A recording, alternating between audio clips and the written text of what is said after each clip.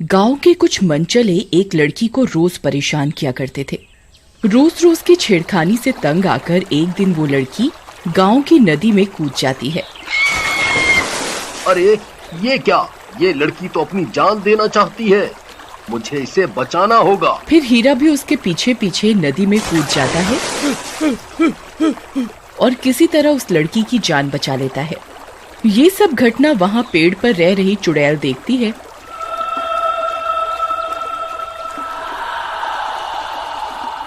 तो उसे हीरा से प्यार हो जाता है और वो एक सुंदर सी औरत का भेष बदलकर हीरा से शादी करके उसके साथ उसके घर में रहने लगती है। फिर कुछ समय बीतने के बाद उनके घर एक प्यारी सी बच्ची का जन्म होता है। हीरा बच्ची को गोद में लेकर बहुत खुश होता है, लेकिन रेशमा मन ही मन डर रही होती है। अरे रेशमा, क्या हुआ? देखो ना, भगवान ने हमें कितनी सुंदर बिटिया दी है। रेशमा मन ही मन सोचती है, मैंने तो खुद पर काबू पा लिया है, लेकिन मेरी बेटी अभी छोटी है। कहीं गांव वालों को पता चल गया कि ये चुड़ैल है तो वो इसे जिंदा नहीं छोड़ेंगे। फिर कुछ ही दिनों में रेशमा की बेटी दूसरे बच्चों के मुकाबले बहुत तेजी से बड़ी हो रही थी। एक दिन वो गांव के बच्चों के साथ खेल रही होती है। अरे सुमन, देख तो सही, ये रेशमा की बेटी कितनी जल्दी बड़ी हो गई है। इसकी उम्र के बाकी बच्चे तो इसके आगे बौने लग रहे हैं। तभी खेलते खेलते जैस्मिन को गुस्सा आ जाता है और वो एक बच्चे की गर्दन पकड़कर उसे हवा में उठा देती है। आई मम्मी, बचाओ बचाओ, आ आ आ, मर गया रे। अरे अरे जैस्मिन, मुझे माफ कर दो, मैं आगे से चीटिंग नहीं करूँगा। तुम फिर से अपनी बारी ले लो। मम्मी मम्मी मम्मी मम्मी बचाओ। फिर उस बच्चे की आवाज सुनकर रेशमा भागती हुई जाती है और जैस्मिन से उस बच्चे को छुड़वाती है। अरे भागो रे, हाय रे, आई मम्मी मम्मी, हाय याद फटा, आई। जैस्मिन, ये तुम क्या कर रही थी? मैंने तुम्हें मना किया था ना, कभी किसी भी बच्चे को हाथ मत लगाना। लेकिन माँ, उसने मेरे साथ चीटिंग की। मैंने तो सिर्फ उसे हल्का सा हाथ ही लगाया था और वो मम्मी मम्मी करके रोने लगा। बेटा, तुम आम बच्चों की तरह नहीं हो, तुम इन सबसे अलग हो। मैं इनसे अलग कैसे हूँ माँ? जैस्मिन के सवालों का जवाब रेशमा नहीं दे पाती और उसे घर के अंदर ले जाती है। फिर एक दिन रेशमा जैस्मिन के बाल बना रही होती है। माँ, आज मेरी 2 चोटी करो ना। नहीं नहीं बेटा, अभी तुम्हारे बाल इतने लंबे नहीं हैं कि 2 चोटी हो सके। फिर रात होने पर सब सो रहे होते हैं। तभी पड़ोस के घर में से किसी औरत के चीखने की आवाज आती है।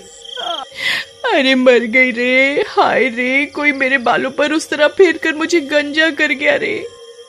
हाय रे, मैं तो गंजी हो गई। मोया कोई अंधेरे का फायदा उठाकर मेरे बाल ही ले गया। अरे रेशमा, ये कैसा शोर है भला? ये औरत इतना रो क्यों रही है? अजी आप सो जाइए, मैं देखती हूँ। फिर रेशमा उस औरत के पास जाती है। उस औरत को गंजा देखकर वो हैरान रह जाती है।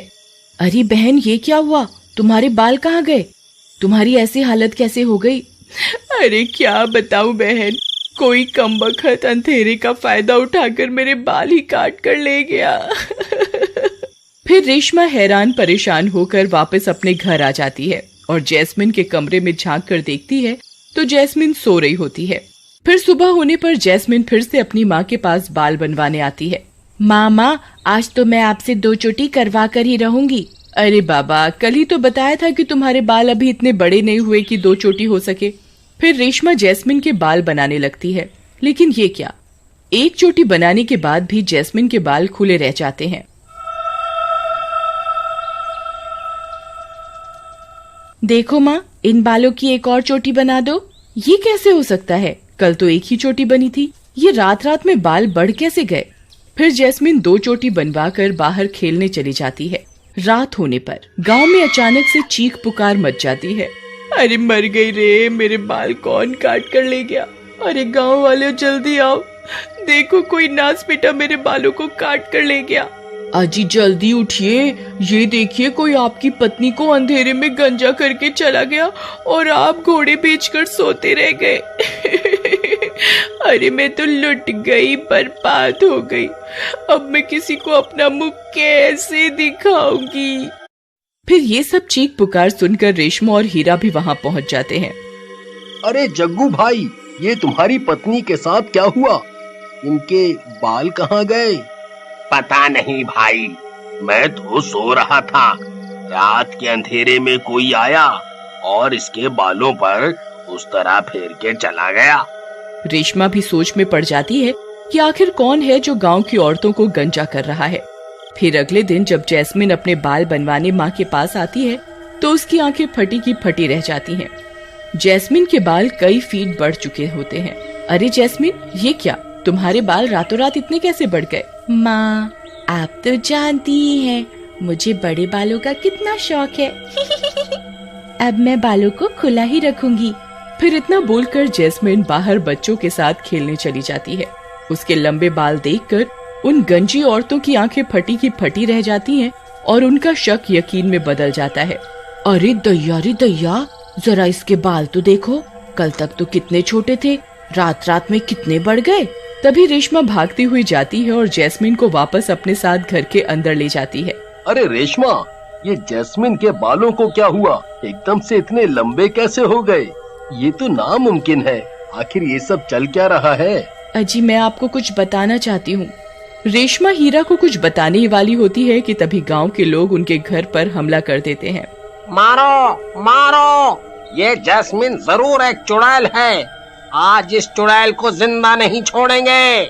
अरे कमबख्त, मुझे गंजा करके खुद इतने बड़े बाल करके घूम रही है, तुझे शर्म नहीं आई? खोल दरवाजा, अब कहाँ छुप कर बैठी है, खोल। हाँ भाइयों, आज इस चुड़ैल को सबक सिखा कर ही रहेंगे। मारो मारो। अरे ओ गांव वालों, तुम्हारी इतनी हिम्मत, मेरी बेटी को चुड़ैल बुलाते हो? वहीं रुको, अभी एक एक को सबक सिखाता हूँ। फिर हीरा लाठी लेकर घर से बाहर जाने लगता है। तभी रेशमा उसे रोक लेती है। नहीं, रुक जाइए, आप बाहर मत जाइए, बाहर आपकी जान को खतरा है। अरे रेशमा, तुम डरो नहीं, मैं अभी इन गांव वालों को सबक सिखा कर आता हूँ। फिर इतना बोलकर हीरा बाहर निकल जाता है। उसके बाहर पहुँचते ही सभी गांव वाले उसे लाठी डंडों से मारने लगते हैं। मारो मारो, इसे जिंदा नहीं छोड़ना है। आज इसके पूरे परिवार को मार कर ही दम लेंगे।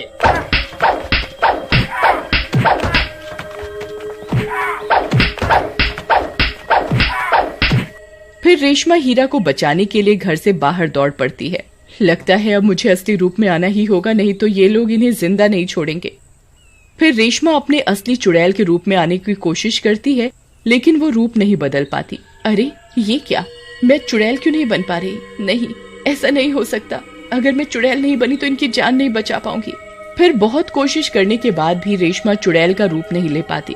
फिर उसे ध्यान आता है शायद जैस्मिन के जन्म लेते ही उसकी सारी शक्तियाँ जैस्मिन में चली गई हैं। फिर वो भागते हुए घर के अंदर जैस्मिन के पास जाती है। जैस्मिन, चलो, तुम्हारे बाबा को तुम्हारी जरूरत है, जल्दी चलो, नहीं तो गाँव वाले उन्हें मार डालेंगे। फिर वो दोनों भागते हुए बाहर जाती हैं। गाँव वाले अभी भी हीरा पर डंडों की बरसात कर रहे होते हैं। जैस्मिन, तुम्हें अपने असली रूप में आना होगा, अपनी शक्तियों को पहचानो, तुम्हारे बाबा को आज तुम्हारी जरूरत है, अपनी शक्तियों को पहचानो बेटा। तभी अपने बाबा की हालत देखकर जैस्मिन को गुस्सा आ जाता है और वो अपनी शक्तियों को पहचान जाती है और उसका आकार बढ़ने लगता है। ये सब देखकर गांव वालों की हालत खराब हो जाती है। अरे मार गए रे, ये जैस्मिन तो सच में चुड़ैल निकली। अरे अरे, अब क्या होगा? छोड़ मेरे बाबा को, अगर किसी ने उन्हें हाथ लगाने की कोशिश भी की तो उसका सर उसके धड़ से अलग कर दूंगी। फिर जैस्मिन का गुस्सा देखकर सब गांव वाले उसके आगे हाथ जोड़कर खड़े हो जाते हैं। जैस्मिन बेटा, शांत हो जाओ, अब मैं ठीक हूँ। फिर अपने बाबा को सही सलामत देखकर जैस्मिन का गुस्सा शांत हो जाता है और वो अपना आकार छोटा कर लेती है। फिर रेशमा सभी गांव वालों को यकीन दिलवाती है कि जैस्मिन से किसी को कोई खतरा नहीं होगा। वो अपनी शक्तियों का इस्तेमाल सिर्फ गांव की भलाई के लिए ही करेगी। फिर जैस्मिन अपनी शक्तियों से सब औरतों के बाल उन्हें वापस लौटा देती है और उस दिन के बाद जैस्मिन गांव के सभी बच्चों के साथ हंसी खुशी रहने लगती है।